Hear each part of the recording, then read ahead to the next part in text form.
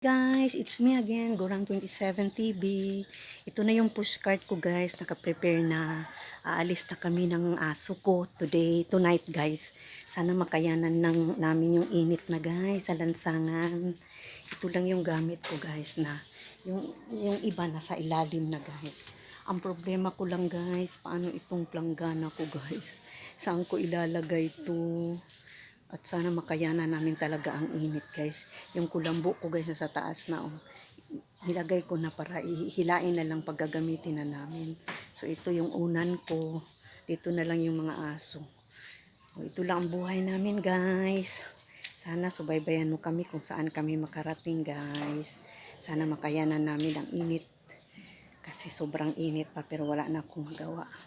Tuwang-tuwa na nga yung narcissist na aalis ako eh. Hagisan daw niya ako ng pag nadaanan ako. At hayaan mo siya. Kaya guys, sana makarating kami kung saan kami makarating. At nandiyan kayo guys manood sa vlog ko.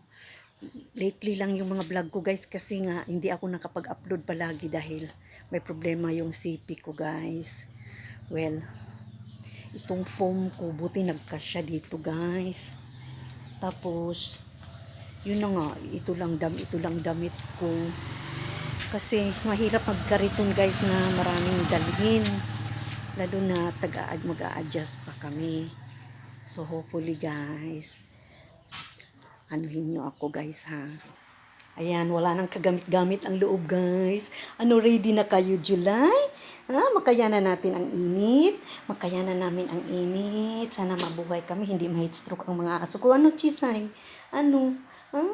Kasi mainit pa, sana makayanan natin, no? Hayaan mo na, nandyan naman si Lord magbantay sa atin, na. Bantayan tayo, no? Kasi wala nang magawa, Mahirap na inabandona na tayo dito, Mamaya makarinig pa tayo ng hindi maganda sa narcissist, di ba? Kaya amalis na tayo, guys. Yan, may pagkain naman tayong bitbit. Ang pagkain namin. Konti lang yung pagkain ng aso ko. Yan lang guys. Yan lang talaga ang bitbit namin. Yung electric pan, pamigay ko na yan guys. Kasi hindi ko naman magagamit yan Lahat ng gamit ko, pinamigay ko na guys. Well, tingnan na lang natin kung anong-ano na. Ano butyo? Kaya natin sa kariton tumira? Kaya natin sa kariton? July? Kayanin natin lay ha, kahit may sakit ka lay ha. Kayanin natin. So, see you guys. See you sa next journey namin. Nasa Karito na kami.